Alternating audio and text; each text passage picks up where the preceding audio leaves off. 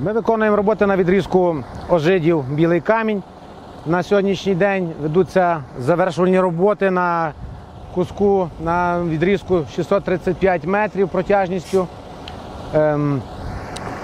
Тут ми влаштовували вирівнюючий шар ЩПС товщиною 30 см і зверху зараз складемо асфальтобетон товщиною 6 см.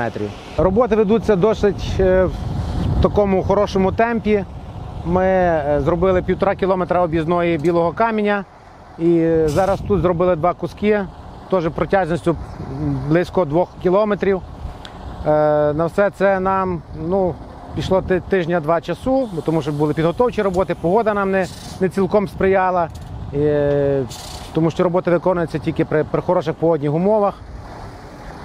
Ну і ми надіємося, що ця дорога принесе людям тільки задоволення, оскільки тут був жахливий стан цієї дороги, вона практично була непроїзна, проблематичний участок, знаходиться на бувшому торфовиську, тому конструктив передбачав великий вирівнюючий шар зі ЩПС-у. 30 см ЩПС-у, місцями у нас на вирівнянні вийшло до пів метра. Техніка вся нова, це імпортна Віргент, асфальткладчик від Вогель і катки відповідно. Все сучасне, все нове. Так що якість нашої техніки відповідно гарантована. Ми плануємо укладання асфальтобетону сьогодні зробити завершення тут. Завтра ми ще попрацюємо над з'їздами і в Білому Камені над розв'язкою кільцем. І я думаю, тут вже водії зможуть з післязавтрашнього дня, а то і з завтрашнього насолоджуватися хорошою їздою.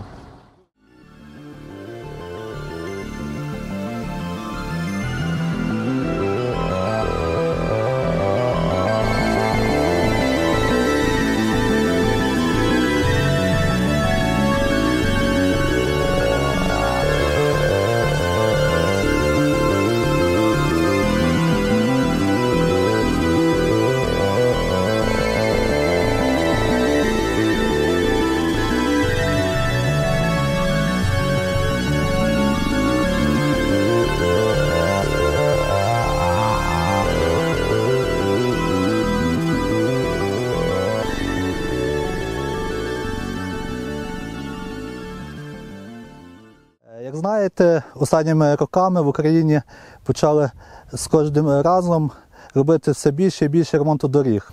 Дуже приємно те, що Львівщина, вона не пасе задніх, а навпаки лідирує. В минулому році було зроблено дорога Львів-Тернопіль, капітально відремонтовано. Стояло також питання пріоритету, щоб зробити дорогу на Поморянщину. Після дороги на Поморянщину було основною це дорога Гутицько-Туренської Почепи, де ми сьогодні знаходимося.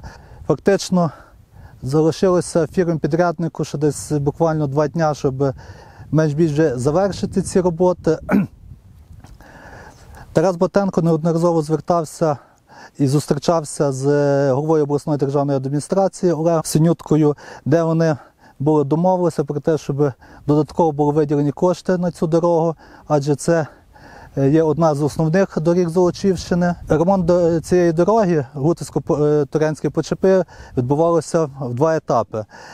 Перший етап – це було виділено 2 мільйони гривень з обласного бюджету, і тепер завершується вже другий етап, на який виділено близько 10 мільйонів гривень.